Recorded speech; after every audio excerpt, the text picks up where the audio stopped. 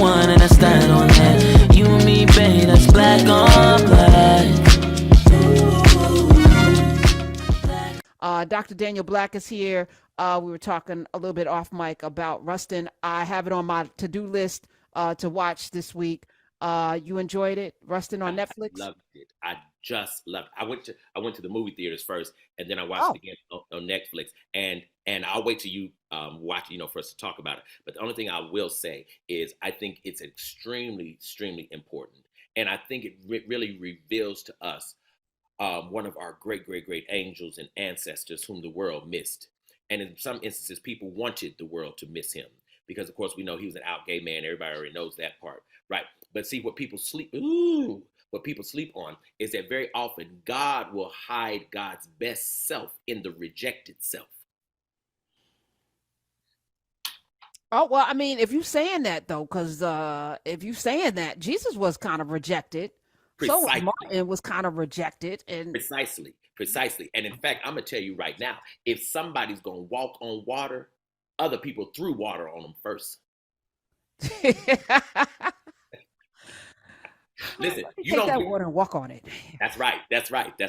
And that's very important because in order to really walk with God and to walk with who God is and to walk with the power of what God is, a person has to really, really, really understand pain and rejection, etc. Why? So that you end up not trying to own God's power.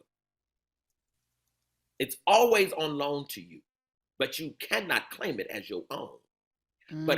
But somebody who's been wounded and who has healed understands that you are always in grace. You move in grace. But the only way to get to that place, see, the healer has got to be wounded first.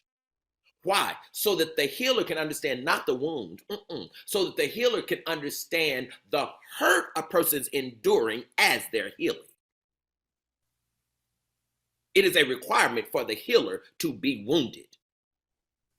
And this is likewise true, right? This is likewise true when a person is really walking with God. And that's what it made me think of when I saw this movie, right?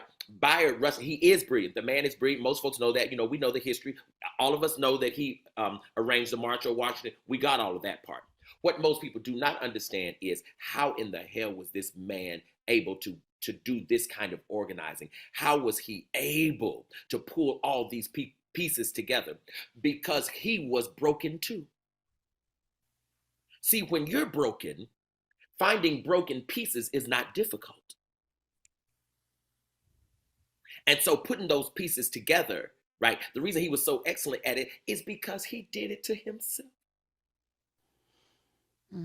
I was talking about Tyler Perry, whose documentary is on Amazon Prime, and the horrors that he experienced. Because I say, we often envy people's lives without understanding the pain and suffering that they went through. And not everyone gets through it. Most people do not. Most people are broken by the things that happen to them, by the traumas committed. I would say maybe 95% of people. It's true. But that Oprah, that rare person that can, and there's no indictment on people who can't or who don't, because most people do not come through trauma. That's correct. And I don't think that they came through whole, but through trauma enough to then be able to create, to be able to build with those broken pieces. That's a rare thing. It's a rare thing.